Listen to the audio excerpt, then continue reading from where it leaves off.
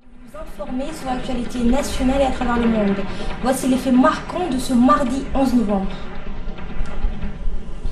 Le Conseil des ministres, le budget rectificatif de 2014 validé en hausse de 19,48%. Merci d'être avec nous. La 20e séance du Conseil des ministres s'est tenue ce matin 11 novembre sous la présidence du chef de l'État, son Excellence Ismaël Omar Guelleh. 6 questions étaient inscrites à l'ordre du jour. La première a porté sur l'adoption du budget de l'État pour l'exercice 2014 qui a été revu en hausse de quelques 22 milliards de francs, soit une augmentation de 19,48%. Le budget rectificatif de l'État pour l'exercice 2014 a été arrêté en équilibre entre recettes et dépenses à 135 milliards 199 millions 285 000 francs. L'accroissement des recettes fiscales et non fiscales dans la hausse des loyers des infrastructures militaires prépositionnées à Djibouti explique cette augmentation. Les dépenses ont été consacrées en partie à la lutte contre la pauvreté dont l'impact sur la population a été ramené selon des indications de 40 à 23%. La seconde question examinée s'insère dans le cadre de la politique nationale de protection et de l'environnement. Djibouti a ainsi ratifié la convention dite de Nagoya sur la diversité biologique. Le protocole de Nagoya est un traité international qui vise à préserver la diversité biologique, à favoriser l'utilisation durable des différentes variétés, enfin un juste partage de l'exploitation de ressources génétiques.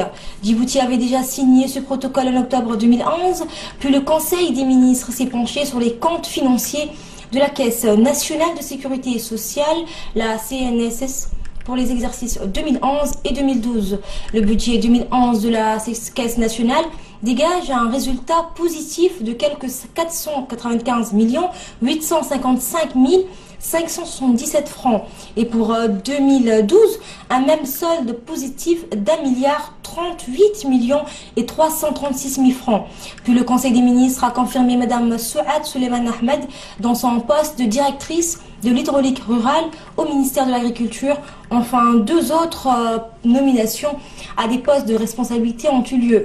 Monsieur Omar Daoud Hamad a été désigné directeur de la planification par intérim au département de la jeunesse et au sport. Et M. Haroun Abdillahi Ahmed a été nommé conseiller technique du ministre de l'Énergie. Écoutons à présent le compte-rendu du ministre des Affaires étrangères, coopération internationale et porte-parole du gouvernement.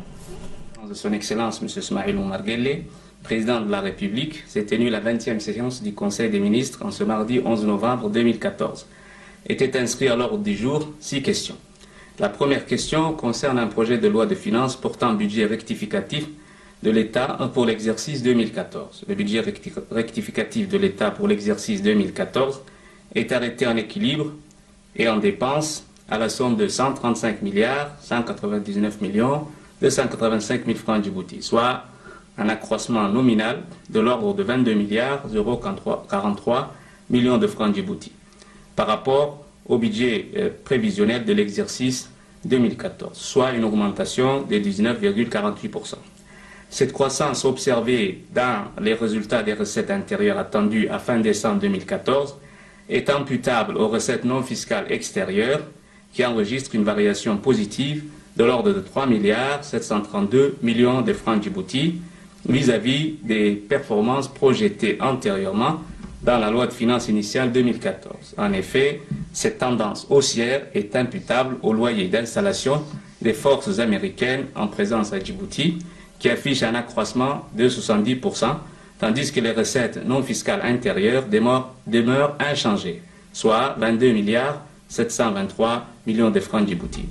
Eu égard aux négociations budgétaires qui se sont tenues à Djibouti du 2 au 9 mars 2014, dans le cadre du 6e fonds élargi du crédit avec le Fonds monétaire international, il en ressort que le cadrage macroéconomique est maintenu, de même le niveau des recettes fiscales reste inchangé par rapport à la loi de finances initiale 2014, à savoir les recettes fiscales sont arrêtées à 55 milliards 281 millions de francs Djibouti, les impôts directs à 25 milliards 799 millions de francs Djibouti, les impôts indirects à 7 milliards 262 millions de francs Djibouti et les autres taxes à 3 milliards 265 millions de francs Djibouti. Toutefois, il est nécessaire de garder à l'esprit que les bonnes performances attendues à fin décembre 2014 et qui ont permis de ramener la pauvreté extrême de 40 à 23% dans notre pays restent quand même entachées de facteurs à risque dus au climat d'incertitude inhérent à une conjoncture économique aussi mitigée que fragile de l'économie mondiale pour l'année 2014. La deuxième question est relative à un projet de loi portant ratification par la République de Djibouti du protocole de Nagoya sur l'accès aux ressources génétiques et le partage juste et équitable des avantages découlant de leur utilisation relative à la Convention sur la biodiversité. L'adhésion à cette convention répond au souci de notre pays de préserver sa biodiversité, qui est un élément essentiel au développement économique et social de notre population. En effet, la Convention sur la biodiversité, adoptée en 1992, est un traité international légalement contraignant, en vertu duquel les parties s'engagent à poursuivre trois objectifs: la conservation de la diversité biologique, l'utilisation durable de ces éléments et le partage juste et équitable des avantages découlant de l'exploitation des ressources génétiques. Le protocole de Nagoya s'articule autour de l'utilisation de ces ressources génétiques et permet d'accéder aux connaissances traditionnelles liées aux ressources génétiques pouvant générer notamment un avantage financier. C'est pourquoi, et pour ne pas rester en marge de l'élan mondial et permettre à notre pays de mieux utiliser ces ressources génétiques en matière de biodiversité, la République de Djibouti, à travers son ministère en charge de l'environnement, a jugé essentiel et opportun d'inscrire le dit protocole dans notre politique nationale de protection de l'environnement et a signé à cet effet le dit protocole le 19 octobre 2011. La troisième question est relative à un projet de loi portant approbation des comptes financiers de la Caisse nationale de sécurité sociale pour l'exercice 2011. Le total des produits est de 10 966 843 296 francs Djibouti. Le total des charges est de 10 470 987 719. Le résultat est de 495 855 577 francs Djibouti. La quatrième question est relative au projet de loi portant approbation des comptes financiers de la Caisse nationale de sécurité sociale pour l'exercice 2012. L'exercice 2012, donc, se présente en produit à hauteur de 12 101 882 446 francs Djibouti et en charge à 11 63 515 967 francs Djibouti avec un résultat de 1 38 366 479 francs Djibouti. Au cours de ce Conseil des ministres, plusieurs comptes rendus sur les missions effectuées à l'étranger ont également été effectués au cours de cette séance. Nous laissons au chef de la diplomatie djiboutienne, M. Mohamed Ali Youssouf, également en porte-parole du gouvernement, vous en résumer la teneur ainsi que des premiers sujets examinés. 5 est un projet de décret portant confirmation de la directrice de l'hydraulique rurale au ministère de l'Agriculture. Mme Souad Suleiman Ahmed, ingénieure dans le corps du développement rural, de deuxième classe, 5e échelon, est confirmée dans ses fonctions actuelles de directrice de l'hydraulique rurale. La sixième question est un projet de décret portant nomination des responsables au secrétariat d'État à la jeunesse et au sport. M.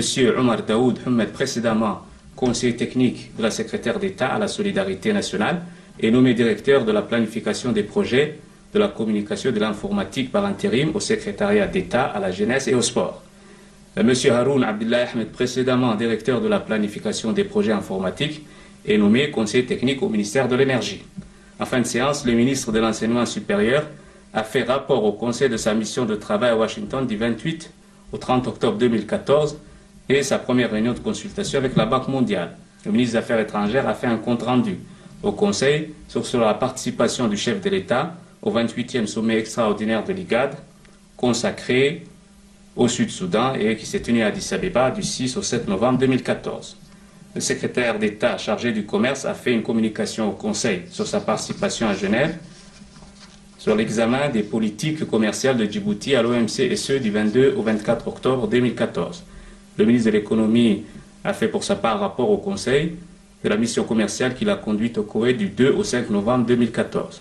Le ministre de l'économie a également fait une communication au Conseil sur la 8e réunion des ministres de l'infrastructure chargés du transport et des communications, des technologies, de l'information et de l'énergie des pays du COMESA. Autre titre, une forte délégation militaire saoudienne composée de 4 généraux, conduite par le général de division Saïd Ben Mohammed Al-Zalani, commandant de la marine saoudienne en mer Rouge, est en visite officielle à Djibouti pour plusieurs jours. Peu après son arrivée hier, lundi 10 novembre, la délégation a été reçue par le général de division Zakaria Shah Ibrahim, chef d'état-major général des armées. Le général Saïd Ben Mohammed et les autres officiers saoudiens sont entretenus avec le général Zakaria en présence de ses proches collaborateurs, notamment le général Hassan Ali Kamil, le général Tahir Mohamed Ali, ainsi que le colonel Abdulrahman Cher, commandant de la marine nationale, le colonel Ahmed Hassan, le directeur du service de santé des armées, et de nombreux officiers de l'état-major. Dans une allocution de bienvenue prononcée à cette occasion, le général Zakaria a souligné l'importance des relations qu'entretiennent le Royaume d'Arabie Saoudite et la République de Djibouti, et particulièrement les deux armées qui maintiennent depuis l'indépendance de notre pays des relations fraternelles et amicales basées sur la coopération et l'entraide.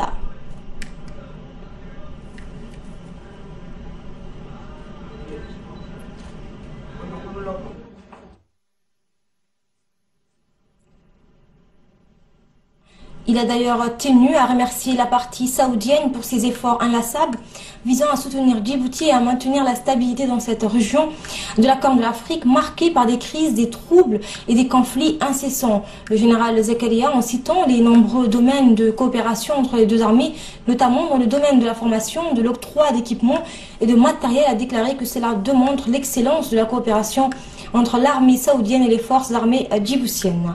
Pour sa part, le général Saïd Ben Mohammed a remercié le général de l'armée djiboutienne et l'accueil chaleureux qui lui a été offert. Il a de plus transmis les salutations du chef d'état-major saoudien à son homologue djiboutien. Enfin, il a affirmé que la partie saoudienne soutient et apprécie l'effort de l'armée nationale et la République de Djibouti en général qui œuvrent en faveur de la paix et la stabilité dans la région. Puis la délégation militaire saoudienne a entrepris une visite du nouvel hôpital militaire en construction. Ce nouvel hôpital militaire est situé sur la route d'Arta. Il est conçu grâce à la coopération soudanaise et sa réalisation est en voie d'achèvement. Cette infrastructure sanitaire est très importante pour l'armée et pour le pays. La délégation saoudienne a pu visiter le site qui accueillera les différents départements dans le pavillon des urgences, les blocs opératoires, la maternité ainsi qu'une mosquée.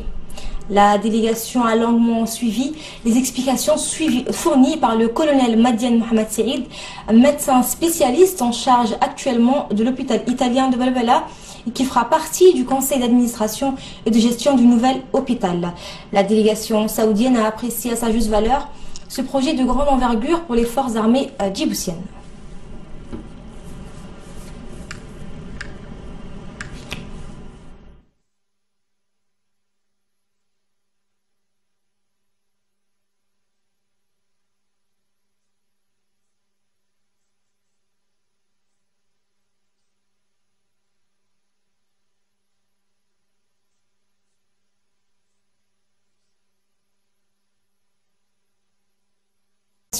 Ces derniers temps, d'autant que des jeunes arbres sont coupés, l'on ne contente pas du ramassage du bois mort et l'on ne raboisse pas surtout.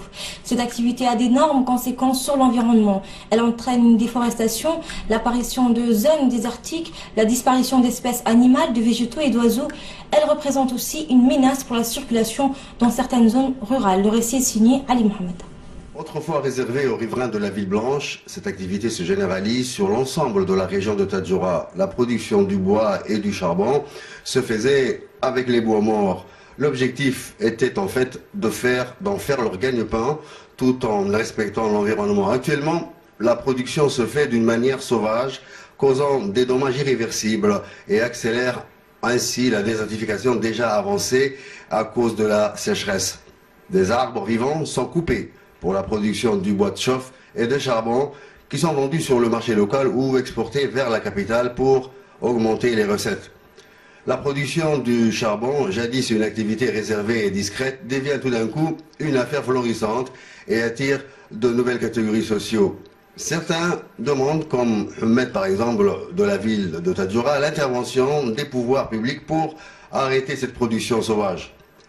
Un Tadjourien actif dans le bois, Mohamed Abdallah, s'est défendu en affirmant qu'il utilisait uniquement l'arbre de Prosopis, une espèce qui se multiplie rapidement et constitue donc la principale source de son activité.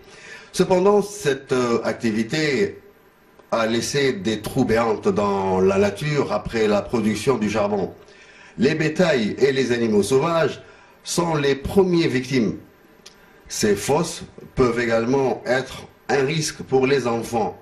En longeant le littoral de Tadjoura, eh bien, les bois sont entassés et sur le bas-côté de la région de Tadjoura, donc sur la route, et par endroits, il est fréquent d'apercevoir des colonnes de fumée montant vers le ciel, signe que les nomades charbonniers sont actifs. Pour le préfet, M. Abdul Malik Banoïta, cette situation menace la population rurale dans la région. Et en conséquent, il a demandé d'arrêter ce ravage tout en rappelant que l'arbre permet la régularisation de l'écosystème et son existence est vitale pour les bétails. Direction Alisabie où a été menée une opération de pulvérisation d'insecticides pour lutter contre les moustiques et les cides larvaires. Les moustiques sont les principaux vecteurs du paludisme, de la malaria. Cette maladie est transmise par les femelles des moustiques connus sous le nom scientifique d'anophèles. Les moustiques sont plus actifs durant la saison fraîche. Leur prolifération est favorisée par l'eau des pluies ou l'eau stagnante. L'objectif principal de cette opération de pulvérisation est de réduire la multiplication des moustiques, facteur principal de la transmission du paludisme, d'agir sur les mouches et insectes responsables des infections diarrhéiques. Conscient de cette problématique et suivant les instructions du ministère de la Santé visant à apporter des solutions appropriées en matière d'hygiène et réduire l'impact et les conséquences néfastes de ces épidémies, l'Institut national de santé publique du Djibouti, en collaboration avec l'hôpital de la région d'Alisabie, ont entrepris une vaste campagne de pulvérisation. Le médecin-chef de l'hôpital d'Alisabie, le docteur Abdi Mahamoud Guélé, a mis sur l'accent sur l'importation de la pulvérisation et s'est félicité de cette action. Toujours à Alisabie, dans le cadre du projet de réduction de la pauvreté urbaine dans les chefs-lieux des régions de l'intérieur, l'agence djiboutienne de développement social ADDS a organisé au siège du conseil régional une réunion de validation des micro-projets présentés par les mouvements associatifs et soumis au comité de gestion du fonds de développement communautaire. Cette réunion s'est déroulée en présence du premier adjoint du préfet, M. Mohamed Ahmed Abbas, et le président du conseil régional, Omar Ahmed Ouaïs. Le directeur de l'ADDS, M. Mahdi Mohamed, était entouré de ses proches collaborateurs ainsi que des membres du comité permanent de gestion du fonds de développement communautaire et du comité consultatif. À cette occasion, les responsables de l'agence ont signé plusieurs conventions de financement avec les associations de la région dont les projets ont été validés. Environ 16 micro-projets ont été validés. Les autorités de la région ont également co-parrainé avec la DDS le lancement d'un site web pour la région d'Alisabie. Il faut rappeler que le fonds de développement communautaire est destiné au financement des mini-projets proposés par les associations des régions.